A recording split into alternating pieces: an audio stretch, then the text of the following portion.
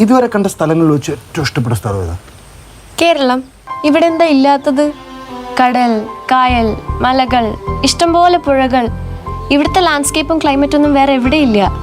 ശരിക്കും God's own country അല്ലേ കേരളം?